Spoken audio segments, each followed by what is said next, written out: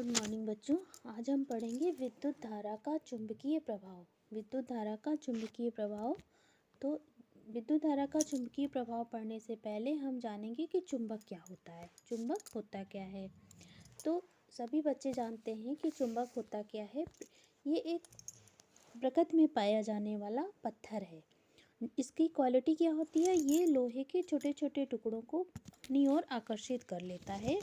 और यह होता क्या है? ये लोहे का ऑक्साइड होता है Fe3O4।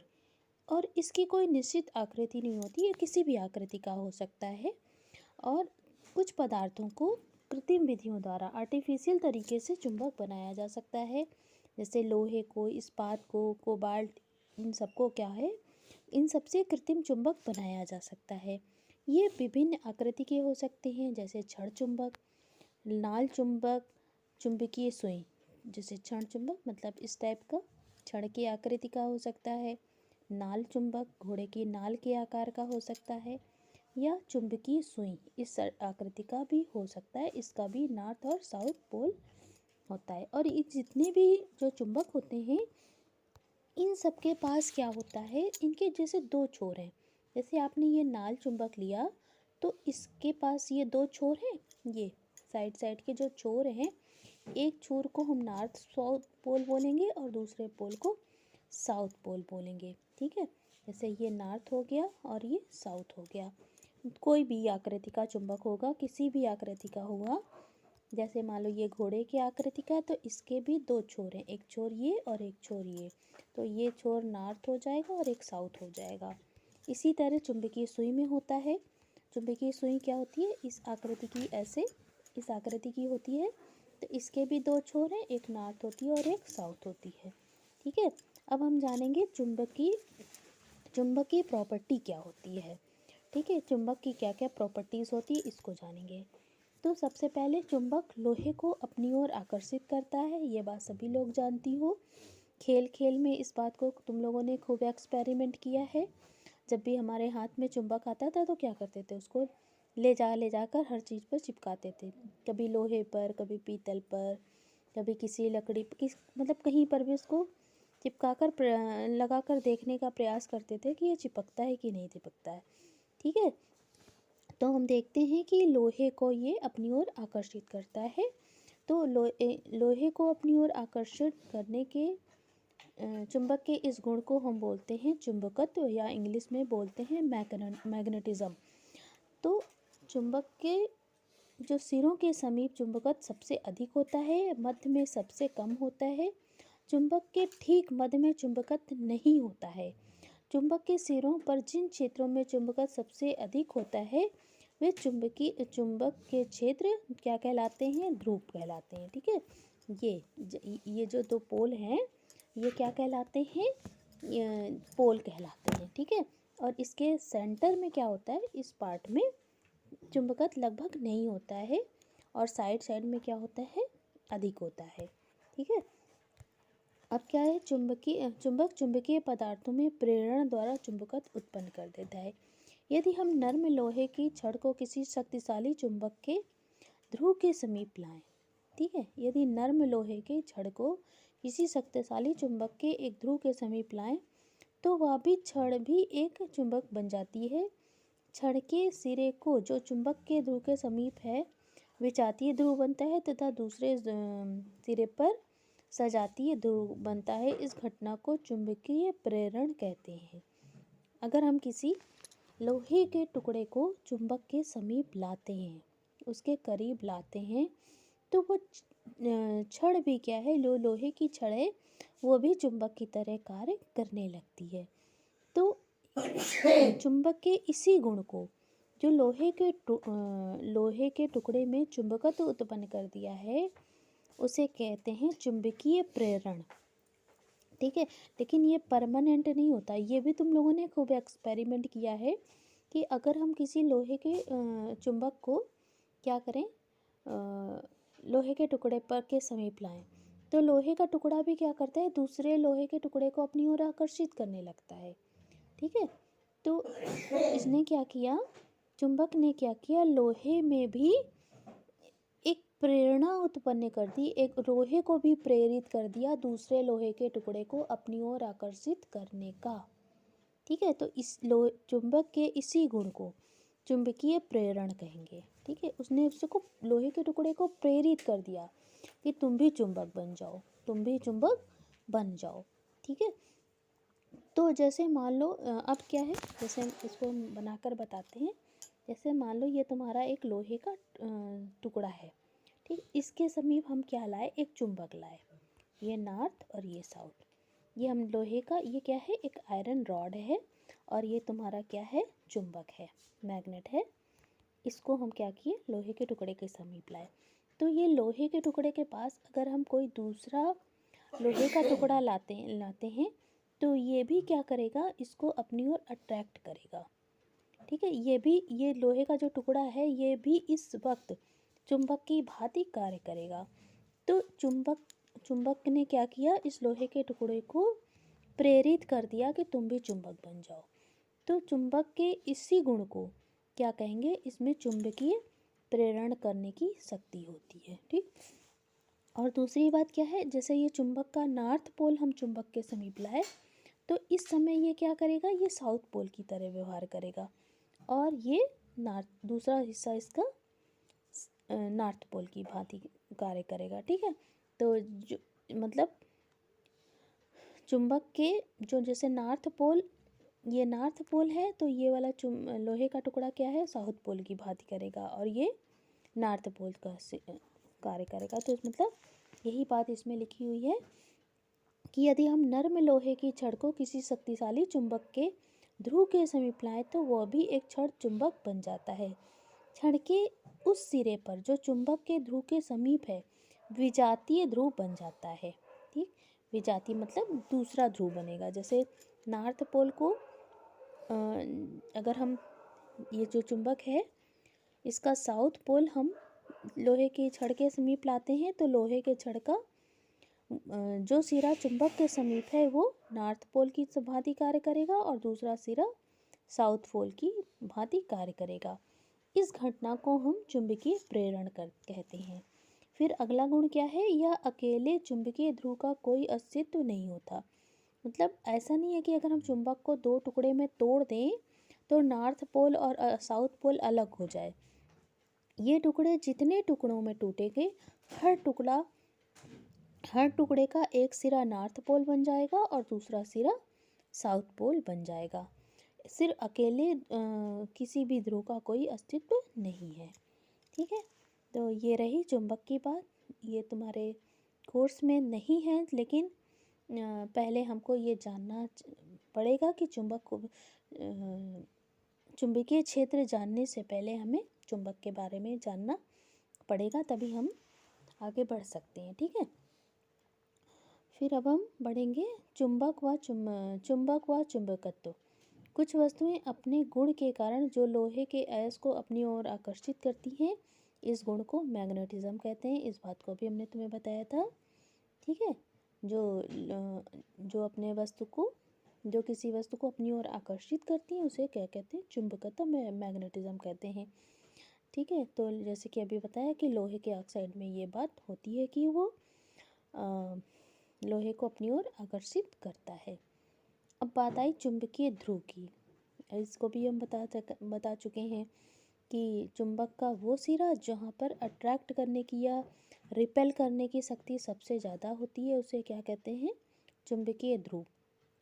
और सेंटर पर ये अट्रैक्ट करने की शक्ति बिल्कुल नहीं होती है तो वो क्या कहलाता है, उदासीन बिंदु, या मतलब वहाँ पर चुंबकत्व होता नहीं है।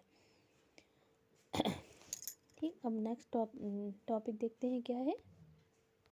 अब हम क्वेश्चन वाइज चलेंगे।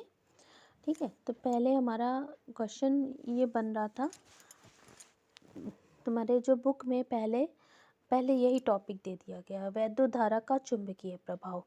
ठीक है, तो हमने इसी टॉपिक को ले लिया था, लेकिन हम इसको बताने से पहले तुम्हें चुंबकीय क्षेत्र के बारे में बताना चाहेंगे कि चुंबकीय क्षेत्र होता क्या है। फिर हम वैद्युत धारा के चुंबकीय प्रभाव पर चलेंगे।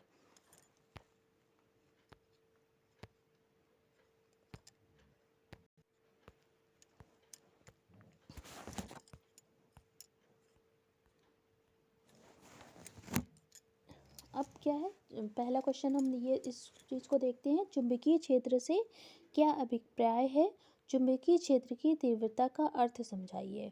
ठीक है, किसी चुंबक का चुंबकीय क्षेत्र, चुंबक के चारों ओर का वह स्थान जहाँ चुंबक के प्रभाव का अनुभव किया जा सके।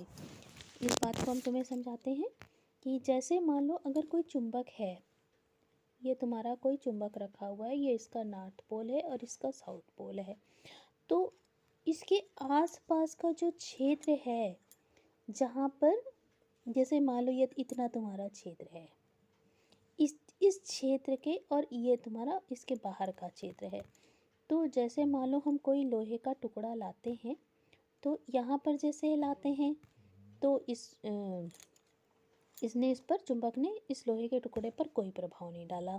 फिर हम धीरे धीरे धीरे धीरे जैसे जैसे और करीब लाते जा रहे हैं, तो ये क्या कर रहा है, पहले तो यहाँ पर भी इसका लोहे के टुकड़े पर कोई प्रभाव नहीं पड़ा, यहाँ पर भी कोई प्रभाव नहीं पड़ा, यहाँ पर, लेकिन इस पॉइंट पर जब ये आया तो ये लोहे का टुकड़ा क्या है, कुछ अट्रैक्शन इसने फील किया, इस पार्ट पर भी कोई प्रभाव नहीं पड़ रहा, ये लोहे का टुकड़ा यहाँ है तो कोई प्रभाव नहीं पड़ रहा।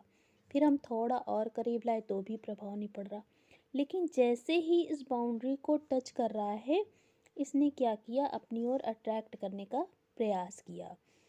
तो यही बात यहाँ पर बताई गई है कि किसी चुंबक का चुंबकीय क्षेत्र, चुंबक के चारों ओर का वह स्थान जहाँ चुंबकीय प्रभाव का अनुभव किया जा सके, वो क्या कहलाता है, चुंबकीय क्षेत्र कहलाता है। ठीक है, तो चुंबक के चारों ओर का वह स्थान जहाँ पे चुंबकीय प्रभाव हो, वो क्या कहलाता है, चुंबकीय क्षेत्र। ठीक है, यदि किसी चुंबक के पास कोई दिक्सूची रख दें तो उसकी सुइयां थोड़ी देर में घूमने के बाद एक निश्चित दिशा में रुक जाती हैं। यदि दिक्सूची को चुंबक के समीप किसी दूसरी स्थान पर रखें तो उसकी सुई किसी अन्य निश्चित दिशा में रुक जाती है। चुंबक के चारों ओर यह प्रक्रिया करने पर स्पष्ट होता है, चुंबक के चारों ओर के क्षेत्र में सुई एक निश्चित दिशा में ही रुकती है। चुंबक के चारों ओर का यह क्षेत्र क्या कहलाता है, चुंबकीय क्षेत्र कहलाता है। इस बात को तुम्हें समझाते हैं कैसे, कि कैसे होता है। जैसे मान लो ये चुंबक है, ठीक, ये इसका नॉर्थ पोल है और ये इसका साउथ पोल है, तो हम क्या लाते हैं, दिक्सूची, कंपास बोलते हैं या उसे दिक्सूची बोलते हैं। तो ये इस आकृति की होती है, ऐसे गोल डिबिया जैसी होती है, छोटी सी डिबिया होती है, इस पर एक सुई लगी होती है और इस सुई का एक सिरा नॉर्थ होता है। पहले तुम्हें हम बता देते हैं दिक्सूची कैसी होती है। एक छोटी सी डिब्बी होती है, उस पर ऊपर एक ट्रांसपेरेंट ग्लास लगा होता है, ठीक, और इसके अंदर क्या होता है, एक सुई लगी होती है। सुई क्या मतलब, एक लोहे की पत्ती जैसी मैग्नेट लगा होता है, यूँ समझ लो, ये इस आकृति का एक मैग्नेट लगा होता है इसके अंदर। और हम जानते हैं हर एक मैग्नेट का क्या होता है, एक नॉर्थ पोल होता है और एक साउथ पोल होता है। इसे बोलते हैं दिक्सूची, इसे बोलते हैं दिक्सूची बोलते हैं, ठीक, क्योंकि ये चुंबक है, ठीक है, और एक छोटी सी पतली सी एक पत्ती नुमा चुंबक होता है जो एक केस में बंद होता है, ये समझ लो, ठीक है, और इसे बोलते हैं दिक्सूची। ओके, तो अब हम क्या करेंगे, इस जैसे ही इसको हम क्या करते हैं, जैसे ये तुम्हारा एक चुंबक है, तो हम जानते हैं चुंबक के चारों ओर क्या होगा, चुंबकीय प्रभाव होगा। तो जैसे ही हम क्या करते हैं, इस चुंबक को चुंबक के समीप क्या है, इस दिक्सूची को रखते हैं, तो ये एक ऐसे, मतलब इसका ये साउथ पोल और ये नॉर्थ पोल एक निश्चित दिशा में रुक जाता है। फिर हमने थोड़ा सा खिसका के और दूसरी जगह रखा तो भी एक निश्चित दिशा में रुक गया। फिर हमने इसको दूसरी जगह पर रखा तो फिर ऐसे रख गया। फिर ऐसे ये एक ऐसे ऐसे हमने पॉइंट पर देखा, तो इसके चारों ओर क्या है,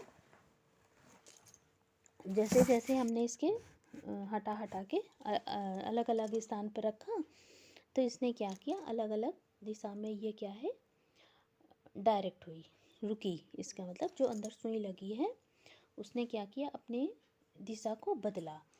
ठीक, यही बात यहाँ पर लिखी हुई है। यदि किसी चुंबक के पास कोई दिक्सूची या चुंबकीय सुई रख दें तो उसकी सुई थोड़ी देर घूमने के बाद एक निश्चित दिशा में ही रुक जाती है। यदि दिक्सूची को चुंबक के समीप किसी दूसरे स्थान पर रखें तो उसकी सुई किसी अन्य निश्चित दिशा में रुक जाती है।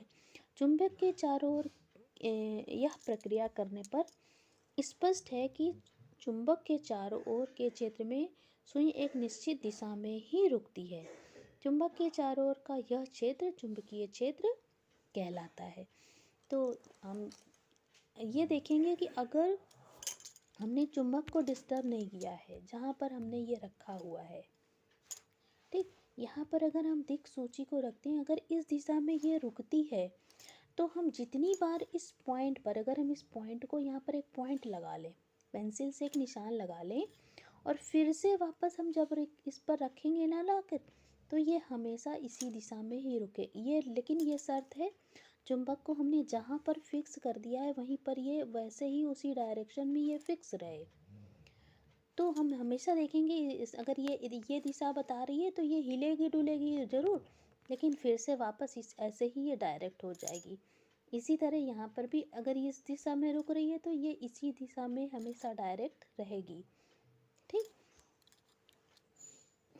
और ये जो चारों ओर, चुंबक के चारों ओर का यह क्षेत्र जहाँ पर चुंबकीय क्षेत्र का अनुभव किया जा सकता है, ये क्या कहलाता है, चुंबकीय क्षेत्र कहलाता है। चुंबकीय क्षेत्र की तीव्रता जानने से पहले हम तुमको एक छोटी सी बात तुम्हें बता देते हैं कि जो जैसे ही चुंबकीय क्षेत्र में अगर हम कोई एक करंट फ्लोइंग, जिस पर कि एक वायर जिस पर करंट फ्लो कर रही है, इलेक्ट्रिसिटी फ्लो कर रही है, अगर उस पर उसको हम किसी चुंबकीय क्षेत्र पे रखते हैं यानी चुंबक के समीप लाते हैं तो उस तार पर क्या होगा, चुंबक के द्वारा एक फोर्स लगाया जाएगा। ठीक, एक बल लगाया जाएगा। तो इससे ही हम माप करेंगे कि चुंबक का कितना प्रभाव है, उसकी तीव्रता कितनी है। ठीक है, जब किसी क्षेत्र में एक ऋजुरेखीय धारावाही चालक रखा जाता है, ऋजुरेखीय का मतलब एक सीधा, एक बिल्कुल स्ट्रेट वायर अगर हम रखते हैं जिस पर करंट फ्लो कर रही है तो उस पर क्या करता है, एक बल कार्य करता है। यह बल चुंबकीय क्षेत्र की तीव्रता पर निर्भर करता है। यदि चुंबकीय क्षेत्र के लंबवत यानी 90 डिग्री पर अगर मान लो ये चुंबकीय क्षेत्र की ये दिशा है और इस 90 डिग्री पर हम एक कोई वायर रखते हैं, 90 डिग्री पर एक वायर रखते हैं, तो ये जो मान लो ये चुंबकीय क्षेत्र की ये दिशा है, यहाँ पर कोई चुंबक रखा है, उसकी दिशा यूँ है और इसके 90 डिग्री पर हम एक वायर रखते हैं जिसकी लंबाई कितनी है, एकांक लंबाई। एकांक मतलब 1 मीटर, 1 सेंटीमीटर, ऐसे कुछ भी हो सकता है। एकांक का मतलब 1, ठीक है। और उस पर जो करंट फ्लो कर रही है वो भी क्या है, एकांक है, 1 एम्पियर की है या 1 मिली एम्पियर की है। यदि चुंबकीय क्षेत्र के लंबवत एकांक लंबाई का ऐसा चालक रखा जाए जिसमें एकांक प्रबलता की धारा बह रही हो तो चालक पर लगने वाला बल ही चुंबकीय क्षेत्र की तीव्रता की माप होगी। तो चुंबकीय क्षेत्र की तीव्रता की डेफिनेशन क्या है, यदि चुंबकीय, अगर तुमसे कहा जाए कि चुंबकीय क्षेत्र की तीव्रता से क्या तात्पर्य है तो आप ये वाली डेफिनेशन लिखेंगे, यदि चुंबकीय क्षेत्र के लंबवत एकांक लंबाई का ऐसा चालक रखा जाए जिसमें एकांक प्रबलता की धारा बह रही हो तो चालक पर लगने वाला बल ही चुंबकीय क्षेत्र की तीव्रता की माप होगी। ये ऊपर वाली लाइन तो मैंने आपको समझाने के लिए लिखी थी कि अगर चुंबकीय क्षेत्र के में अगर कोई एक सीधा साधा एक ऋजुरेखीय कोई धारावाही चालक का मतलब एक ऐसा वायर जिस पे करंट फ्लो कर रही हो तो उसे बोलते हैं धारावाही चालक। तो अगर जैसे ही हम उसको चुंबक के समीप लाएंगे, करीब में लाएंगे, तो क्या होगा, चुंबक उस पर एक बल लगाएगा, उस पर एक फोर्स लगाएगा। तो यही जो ये फोर्स लगा रहा है, यही चुंबकीय क्षेत्र की तीव्रता को बताएगा कि चुंबकीय क्षेत्र की तीव्रता कितनी है। ये बात हम इस वायर को लाकर कैलकुलेट कर सकते हैं। ओके, अब हम नेक्स्ट टॉपिक पर चलते हैं। अब हम आपको बता देते हैं कि वैद्युत धारा का चुंबकीय प्रभाव क्या है। ठीक है, आपका चैप्टर यहीं से स्टार्ट होता है कि वैद्युत धारा का चुंबकीय प्रभाव क्या है। तो जिस प्रकार चुंबक के चारों ओर चुंबकीय क्षेत्र स्थापित हो जाता है, ठीक उसी प्रकार एक चालक जिसमें वैद्युत धारा प्रवाहित हो रही हो के चारों ओर चुंबकीय क्षेत्र स्थापित हो जाता है। इसे वैद्युत धारा का चुंबकीय प्रभाव कहते हैं। ठीक है, जैसे कि आपने अभी देखा कि जैसे एक मैग्नेट के चारों ओर एक अट्रैक्ट करने की क्वालिटी उत्पन्न हो जाती है। उसी तरह अगर एक वायर है, कोई एक वायर है, ये आपका, इसमें क्या हो रही, करंट फ्लो हो रही है, इलेक्ट्रिसिटी फ्लो हो रही है। तो इसके चारों ओर भी, इस वायर के चारों ओर भी क्या हो जाता है, चुंबकीय प्रभाव उत्पन्न हो जाता है।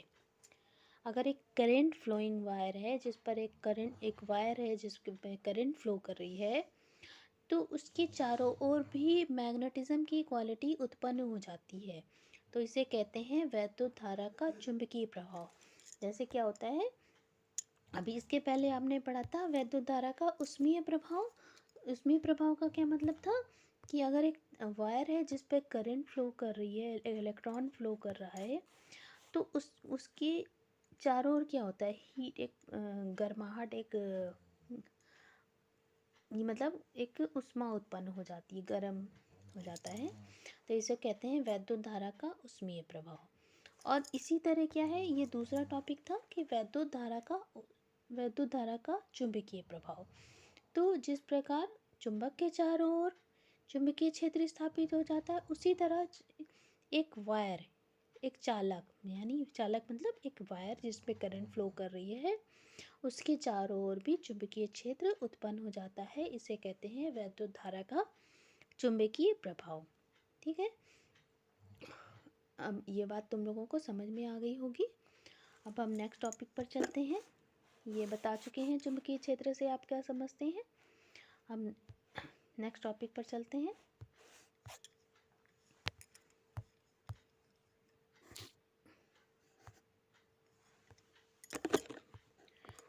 ये चुंबकीय क्षेत्र की तीव्रता हम बता चुके हैं, और चुंबकीय क्षेत्र की तीव्रता का एक मात्रक भी होता है। यह क्वेश्चन में आ गया था इसलिए मैंने बता दिया, लेकिन आगे थोड़ा और समझाकर बताएंगे तो तुम्हें समझ में आ जाएगा। चुंबकीय क्षेत्र की तीव्रता का जो मात्रक होता है वो होता है न्यूटन पर एम्पियर मीटर।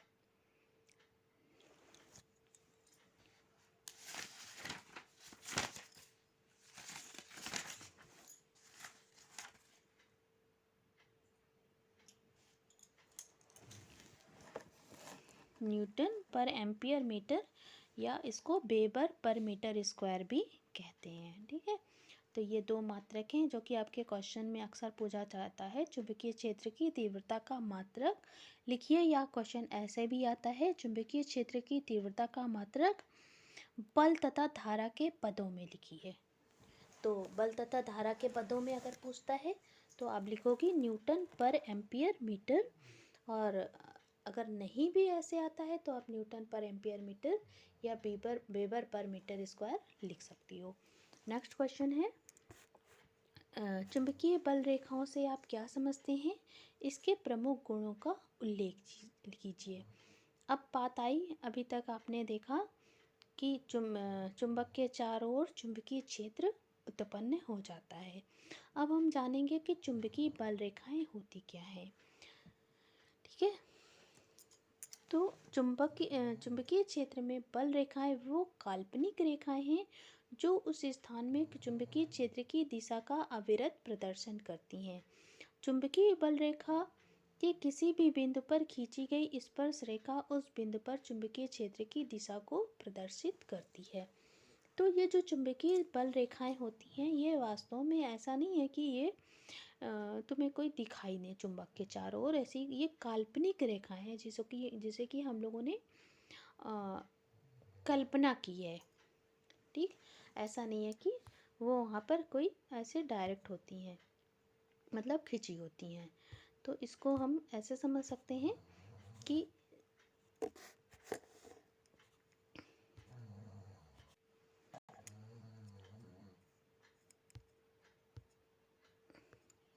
अगर आप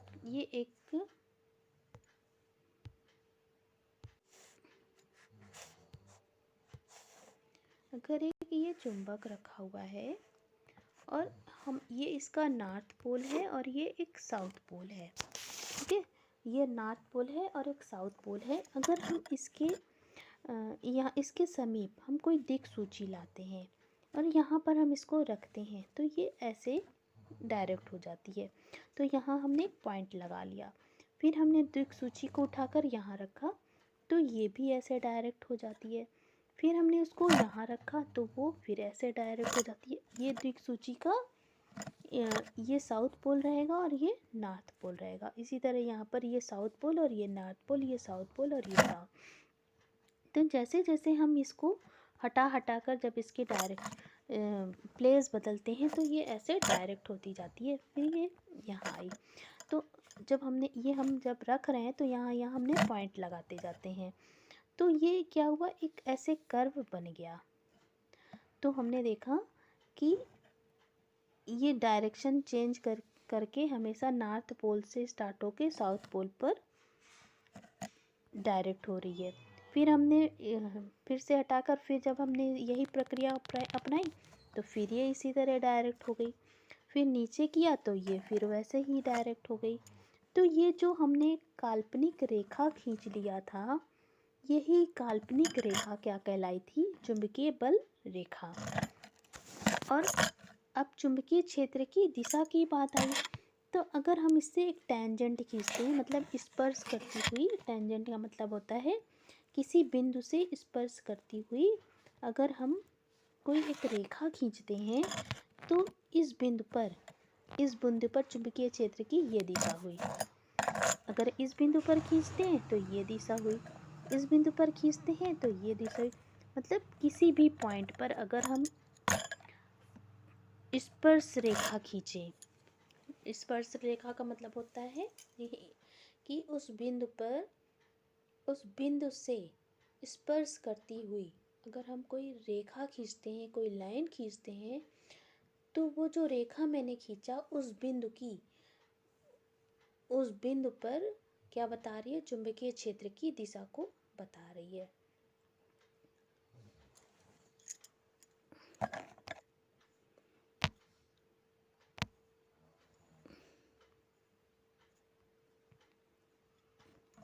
ये मैंने चुंबकीय सुई रखा, ये ऐसे डायरेक्ट होती है और ये ऐसे। तो जब और हमने फिर क्या किया, यहाँ पर एक ऐसे लाइन खींचा और ये हमने एक टेंजेंट खींचा। टेंजेंट का मतलब स्पर्श रेखा, इस स्थान पर ये, इस स्थान पर ये। तो ये क्या बता रही है, ये एरो क्या बता रहा है, इस बिंदु पर चुंबकीय क्षेत्र की दिशा ये है, इस बिंदु पर चुंबकीय क्षेत्र की दिशा ये है, इस बिंदु पर चुंबकीय क्षेत्र की दिशा ये है।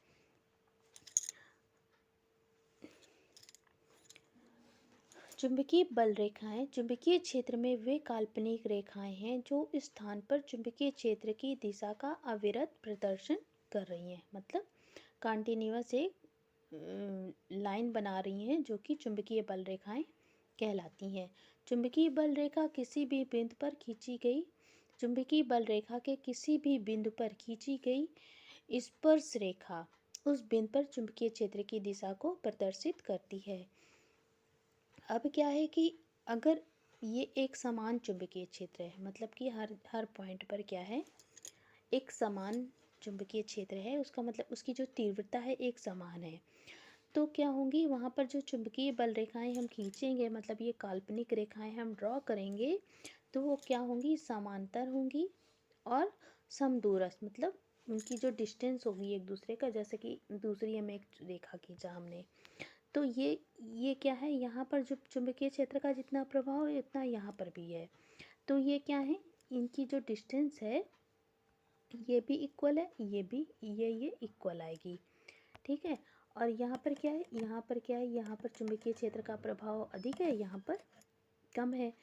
तो ये क्या है, असमान है। यहाँ पर चुंबकीय क्षेत्र क्या है, असमान है। तो ये क्या है, ये रेखा समांतर नहीं है, लेकिन यहाँ पर क्या है, एक समान है। तो ये लगभग एक दूसरे के समांतर हैं और इक्वी डिस्टेंस है, मतलब बराबर दूरियों पर है। यहाँ पर क्या है, इनका प्रभाव कम ज़्यादा है, तो यहाँ पर असमान चुंबकीय क्षेत्र है।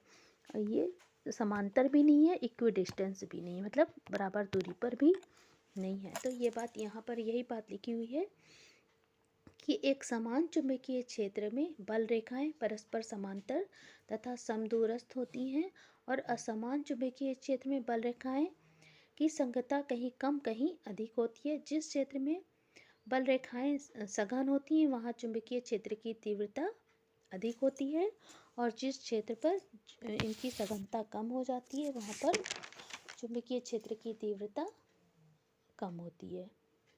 अब हम चलते हैं चुंबकीय बल रेखाओं के गुण को बताने।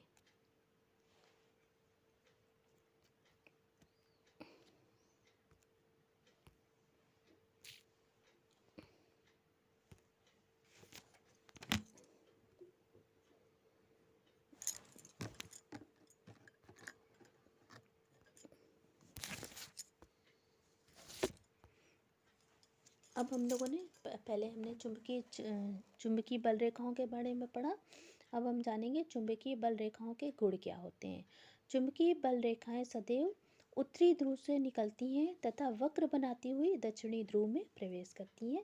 जैसा कि अभी हमने ड्रॉ करके बताया था कि ये क्या होती हैं, कि नॉर्थ पोल से निकलती हैं और साउथ पोल पर एंड होती हैं, और फिर ये चुंबक के अंदर ही अंदर कहाँ चली जाती हैं, साउथ पोल से होती हुई फिर से नॉर्थ पोल पर आ जाती हैं। तो ये एक क्या बनाती हैं, एक वक्र बनाती हैं, कर्व बनाती हैं। मतलब चुंबकीय क्षेत्र में बल रेखाएं सदैव उत्तरी ध्रुव से निकलती हैं और वक्र बनाती हुई दक्षिणी ध्रुव में प्रवेश करती हैं और पुनः उत्तरी ध्रुव में वापस आ जाती हैं। इस प्रकार चुंबकीय बल रेखाएं बंद वक्र के रूप में होती हैं।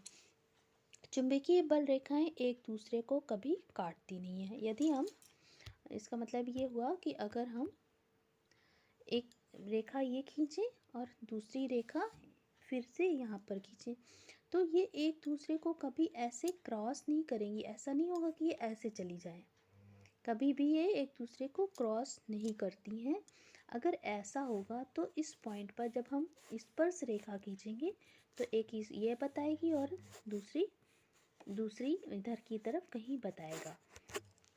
मतलब चुंबकीय बल रेखाएं एक दूसरे को कभी काटती नहीं हैं। यदि काटेंगी तो कटान बिंदु पर दो स्पर्श रेखाएं खींची जा सकती हैं। मतलब कि जब हम उनकी उस बिंदु पर चुंबकीय क्षेत्र की दिशा पता करने के लिए अगर हम स्पर्श रेखा खींचते हैं तो वहाँ पर दो स्पर्श रेखाएं खींची जा सकती हैं। तो कभी भी किसी बिंदु पर दो चुंबकीय क्षेत्र की दो दिशा नहीं होगी। ठीक है, इसको हम ऐसे समझ सकते हैं कि मान लो ये तुम्हारा एक पॉइंट है, ठीक है। तो अगर ये पॉइंट इस डायरेक्शन को डायरेक्ट कर रहा है और यहाँ पर तुमने एक चुंबकीय रेखा ऐसे जा रही है, इसको हम ऐसे समझ सकते हैं कि ये तुम्हारी चुंबकीय, ये काल्पनिक रेखा एक ये जा रही है और ये एक ऐसे जा रही है। मान लो इसने एक दूसरे को काट दिया, तो ये तुमने इस पॉइंट को तुमने पकड़ा, इस पॉइंट से इसको स्पर्श करती हुई तुमने एक रेखा यहाँ खींचा और स्पर्श रेखा ऐसे खींचा। मतलब इस बिंदु की जो चुंबकीय क्षेत्र की दिशा है एक ये बता रही है, एक ये बता रही है, जो कि असंभव है। तो इन्होंने यही बात यहाँ पर कहा कि चुंबकीय बल रेखाएं एक दूसरे को कभी काटती नहीं है। यदि काटेंगी, अगर यदि काटती हैं तो उस कटान बिंदु पर दो स्पर्श रेखाएं खींची जा सकती हैं। स्पर्श रेखा का मतलब कि उस बिंदु पर हम दो दिशा दिखा रहे हैं, जो कि क्या है, असंभव है। उस बिंदु पर चुंबकीय क्षेत्र की दो दिशाएं होती हैं। उस बिंदु पर चुंबकीय क्षेत्र की दो दिशाएं होती हैं जो कि असंभव है। इक्वालिटी ये है कि कभी भी चुंबकीय बल रेखाएं एक दूसरे को काटी नहीं है। अगर काटेंगी तो इसका मतलब कि उस बिंदु पर चुंबकीय क्षेत्र की दो दिशा है जो कि असंभव है। इन रेखाओं के किसी भी बिंदु पर स्पर्श रेखा की दिशा चुंबकीय क्षेत्र की दिशा को दर्शाती है। ये बात मैंने अभी बताई कि अगर ये काल्पनिक रेखा जो हम लोगों ने मान ली है, कल्पना कर ली है, इस बिंदु पर अगर हम एक स्पर्श रेखा खींचे, तो ये जो स्पर्श रेखा हम खींच रहे हैं, ये जो स्पर्श रेखा, ये स्पर्श रेखा कहलाती है। ये क्या बता रही है, चुंबकीय क्षेत्र की दिशा बता रही है। ये पॉइंट हमको यही बता रहा है, ठीक है, हमको ये समझा रहा है। फिर चुंबकीय क्षेत्र के समीप जहाँ बल रेखाएं पास पास होती हैं, वो चुंबकीय क्षेत्र की उस क्षेत्र पर चुंबकीय क्षेत्र प्रबल होता है। ये बात अभी हम इसके पहले बता चुके हैं। और जहाँ पर ये काल्पनिक चुंबकीय बल रेखाएं दूर दूर होती हैं, वहाँ पर क्या होता है, चुंबकीय क्षेत्र की तीव्रता कम होती है। और एक समान चुंबकीय क्षेत्र में बल रेखाएं परस्पर समांतर तथा बराबर दूरियों पर होती हैं। ये बात भी हम अभी आपको बता चुके हैं, ठीक है। अब इतना मैंने आपको समझाया। नेक्स्ट वीडियो में नेक्स्ट टॉपिक हम देखेंगे। ओके, इतना आप बुक से और नोट से समझने का प्रयास करिएगा और पीछे बुक में जो भी क्वेश्चन दिए हुए हैं उनको देखिएगा। इसके अलावा एनसीईआरटी के क्वेश्चन ज़रूर आप करेंगी। ओके, नेक्स्ट वीडियो पर नेक्स्ट टॉपिक।